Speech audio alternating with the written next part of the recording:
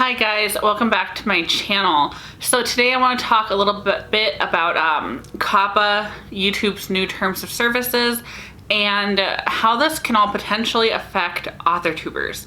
So more recently there's been a lot of changes coming out from YouTube in kind of response to a lawsuit. They had a lawsuit a while back where they got fined like $170 million by the Federal Trade Commission because of ads targeting children, because YouTube is not supposed to collect data of children. And that's why they have YouTube Kids, but they're realizing that a lot of parents, just give their kids their YouTube account, or they don't monitor what their children are doing online. So children are getting ads targeted to them. And so in response to this, FTC sued YouTube. And sorry, my cat is doing cat things over there. So the FTC sued YouTube, and now YouTube is coming back to their platform, and they're saying, hey, we can't have these ads targeted towards children anymore. So any content that it seems like it could be targeting children is going, they're going to have a bot, and this bot will go through and automatically detect videos that they think are targeting children, and children is defined as people under the age of 13. However, some content made for teenagers, ages 13 to 17, can also be seen as directed towards children because children might be interested in it. So with this bot is going to go through videos, and it's automatically going to flag videos they think are just for children. And the problem with all of this is videos flagged for children lose a lot of capabilities. They won't be able to have targeted ads at all towards anybody anymore. So you just get kind of the generic ads that aren't really specified to the person watching the video, which companies pay a lot less to put on the platform. So with that, then you also lose the ability to have comments in your comment section if you have videos that they deem targeted to children. So you lose the ability to have comments, you lose the ability to have community tab, you lose info cards and cards, all of that stuff. You lose all of that stuff. So here is why that's a problem, is you won't be able to interact with your community. And you could possibly be fined up to $40,000 from the Federal Trade Commission if they decide that your videos were targeting children and had targeted ads. So $40,000 per video. So, oh, holy yikes. That's a lot of money, right? $40,000. I don't just have $40,000 hanging out that I can just give to the FTC because they decided one of my videos might be targeting children. That is crazy. That's crazy to me. So that's why YouTube, made the spot.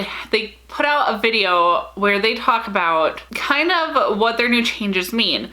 And so now as creators, if you're a creator on YouTube, you need to go in and mark if your video is targeted to children or not. And if it is more geared towards children, or if the bot deems it is, it will automatically switch it. You could, if you violate this a lot, you could probably have YouTube taking your whole channel down, because in their new terms of services, YouTube also has a clause saying that they can delete channels that they deem no longer commercially viable. Now that's a whole thing in itself. So what does commercially viable mean to them? Don't know, because YouTube is being very vague about all of this. So does that mean that, I only have 30 subscribers, I don't have a lot of views on my videos, does that mean that I'm not commercially viable? I don't know. I might not be. Does that mean that if you're not making enough money that YouTube can just shut down your videos? I don't know. I don't know what any of that means, because YouTube hasn't specified it. In fact, YouTube isn't specifying anything. They're recommending that if you have questions about your YouTube account and about if it violates their terms and if it violates the FTC stuff, that you should consult a lawyer. So that's crazy. That's crazy. And I'm sure a lot of the bigger like family oriented YouTube channels are definitely in talks with their lawyers and everything. There's a whole bunch of YouTubers that are working on trying to message the FTC to say, hey, this isn't okay. This really is hurting a lot of people's livelihoods. So this is really going to change, I think, a lot of things on YouTube, because a lot of things could be deemed geared for children. Like, I am a writer.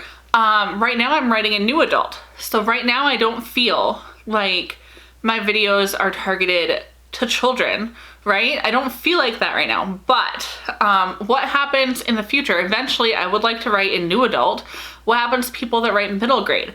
What happens to those authors and those creators and their books? Does talking about your books that are geared for those age groups, does that automatically mean your videos are geared to children? Even though you're talking about writing and you're probably wanting to encourage, you know, writers of all ages, what does that mean? What does that mean? I mean, there could potentially be children watching my videos. I don't know. I don't think of my videos as being geared towards children, but could they be? I don't know. I really don't know, because when I was young, I aspired to be a writer. I, you know, probably would have watched a whole ton of YouTube videos when I was younger and wanting to learn about things. So what does that mean for Authortube in general? I don't know. I know a lot of writers who like writing in YA and they like writing middle grade. And there are even a bunch of authors, you know, writing children's books for like young children. And I don't know what that means for the platform. Yeah, so really there's just a lot of questions, and I'm sorry if this seems a little bit ranty, but it's just really concerning, and it's really concerning that YouTube is not having its creators' backs in all of this. YouTube instead is saying, hey, we're going to overreact, and we're going to, you know, make another bot to detect things, and, you know, yeah, they had demonetization and all of that stuff that was supposed to catch some things that weren't, you know, necessarily, you know, family friendly on the platform, but now they're saying you can't be family friendly or you're going to potentially face a $40,000 fine from the FTC. So honestly, I feel like YouTube has probably a lot of money, right? They're a big company. They have a lot of lawyers. I think that they should be pushing for their lawyers to stand up for creators a little bit more. They should be out there. They should be transparent. The video that they had felt very corporate, right? Like, I've worked for a lot of corporate places, so I've watched a lot of corporate training videos, and the YouTube video just felt very corporate. And I feel like if they had, you know, someone working up at headquarters that could just sit down with the camera and talk to creators and be like, hey, this is what's going on and this is what we're trying to do to help clarify things and to help fix things. Like, I feel like if YouTube said, hey, you know, yes, we know that this is an unfortunate situation right now, but this is what we're trying to do. If they had that transparency, and if they, you know, they could pay an intern. They have interns. They could have an intern get out a camera and sit there just talking to us, and I feel like a lot of people would feel a lot better about the situation. Instead, they give very vague statements, and now they have just a lot of drama going on YouTube in general. At least to a lot of channels that I'm subscribed to. There's a lot of people who don't know what's happening. There is a whole thing on Twitter where people are freaking out about this. So if you didn't want this mass hysteria and to have creators feeling nervous, I feel like YouTube could be just more transparent and talk to us, you know, like we're people, and like we're people that are contributing to a website that, quite frankly, has got to be making the people that work there a lot of money, right? So that's how I see things.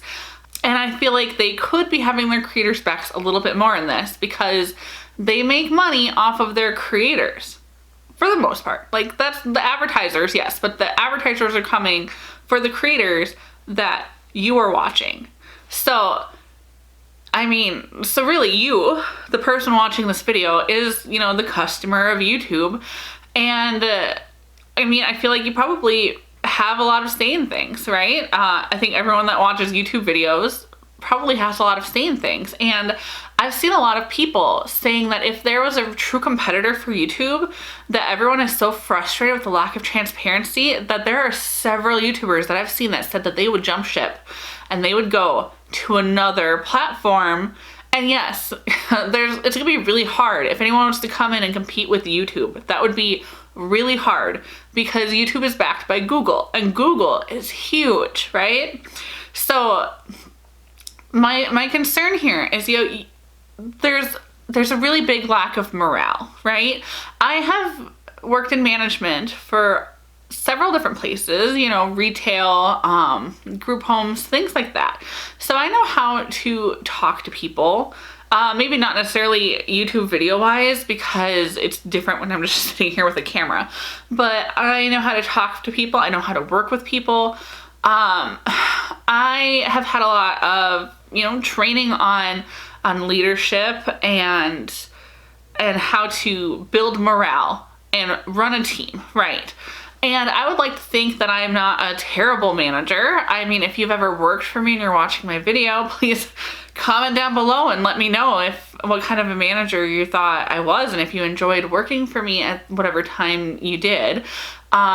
Which I could just be opening myself up to a huge can of worms. Who knows? People might have hated me. I don't know. But I know how to build morale.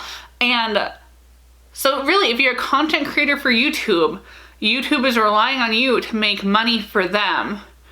You're kind of like an employee, partner, whatever they want to call you, right?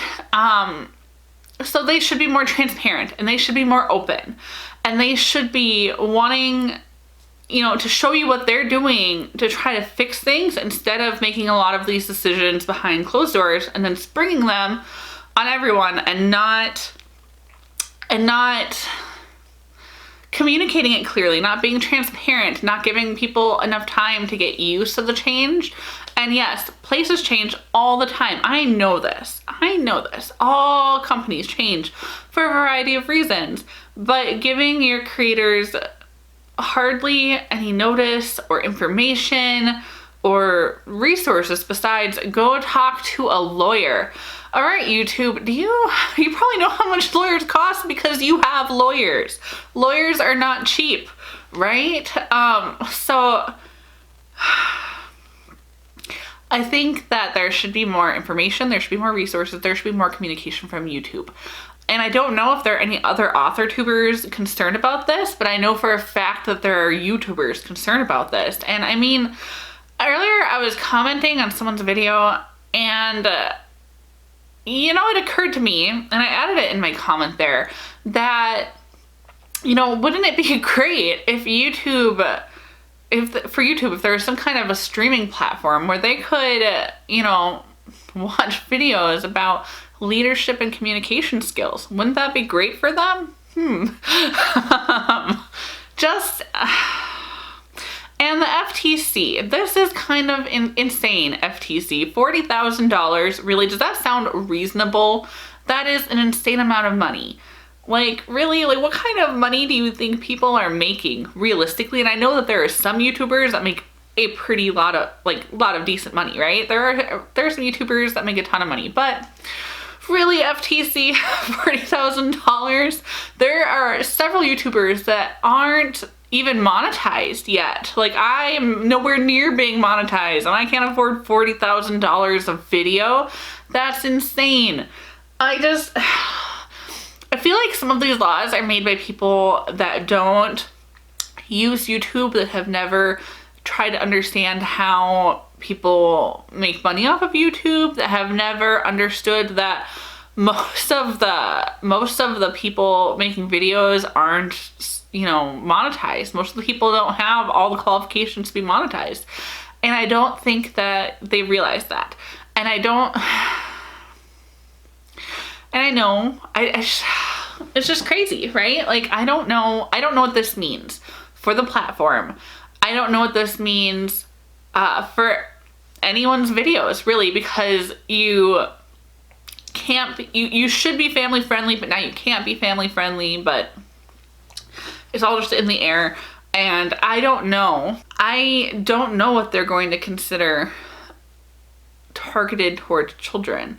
I mean, talking about writing books in young adult, is that targeted to children? I don't know. Even though young adult is over 13 years old, I don't know. I don't know what any of that means. And it's just really, the thing that frustrates me most is just the lack of communication from YouTube about all of this. Like, there's been a lack of communication, a lack of, yes, they sent everybody a very nice email, right? But I mean,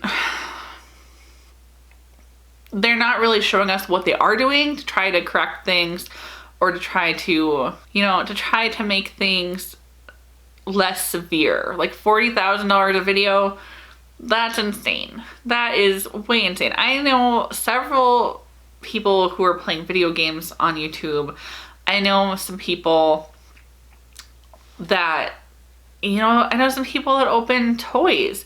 I know some people that not even like children's directed toys, but like collectible toys. And now their videos are going to get flagged as for children, even if they're not. So I don't know. I don't know what the answer is. Really, like, I don't know what YouTube is thinking with some of this. Like, I know that they don't want, another $170 million lawsuit, because that's insane. But at the same time, they shouldn't want all of their creators to leave their platform. And it feels like they want their creators to leave their platform. And that, I don't know. Like, oh, sorry about all the I don't knows, but it's just crazy to me. Yeah.